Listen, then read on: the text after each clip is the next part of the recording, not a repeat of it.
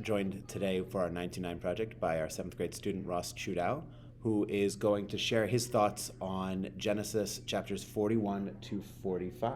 So, Ross, what do you think of these chapters? So these chapters take place in Miketz, which is part of the story of Joseph and his travels through getting enslaved to becoming a worker for Potiphar, going to jail of the Pharaoh, and ultimately making it out to being second in command. Mm-hmm. And through all of this, he faces lots of challenges. He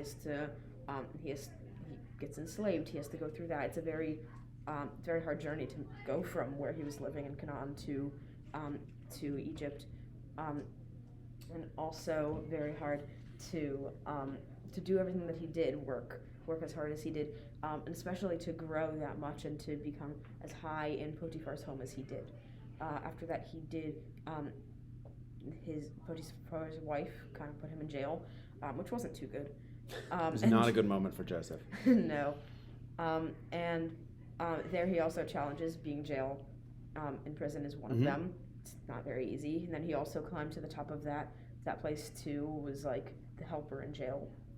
And then in jail he met two people and had to interpret dreams for them. Mm-hmm. And dream interpretation is something that, at least I would think, is not the easiest.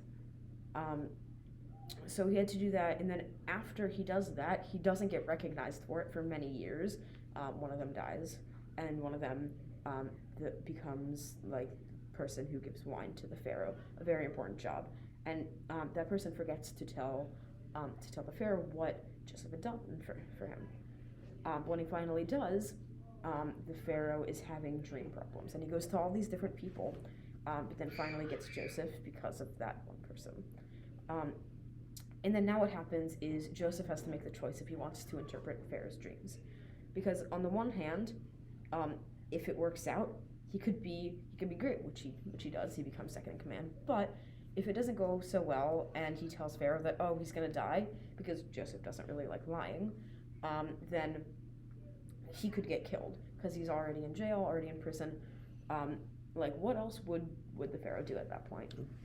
I didn't ever really thought about the risk that Joseph was taking as he interpreted Pharaoh's dreams. It's a really interesting. So Joseph is not only overcoming these challenges that you're talking about, but he's also risking his own life in doing that. Yeah, and I mean, if he didn't, the Pharaoh would probably just keep him in jail for the rest of his life, which wouldn't be so good either. But it probably would have been better than being killed. So what's the message that you take away from all of this?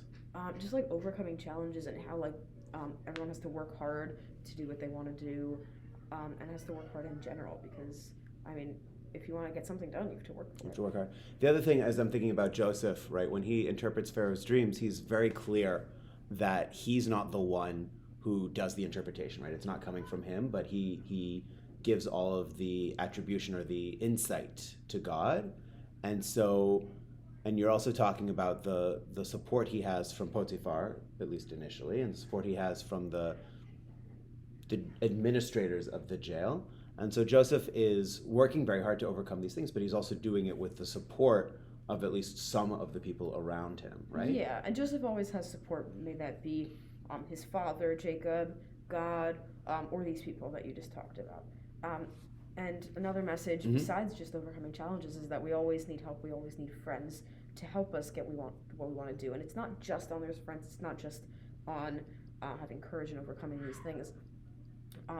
Like everything takes a village. Yeah. Rome wasn't built in a day. Everything all needs of those lots things. Of things. Absolutely. And the idea that Joseph had been just knocked down so many times and he never gave up is just, I think, so important for us right now. The idea that we can keep going even when things get hard, and even when things are ruined and we have to start over, we can at least start over. Yeah. There is space for that. As long as we're still able to get up and try again, then we should probably do that. Yeah, because you'd never know where it will lead.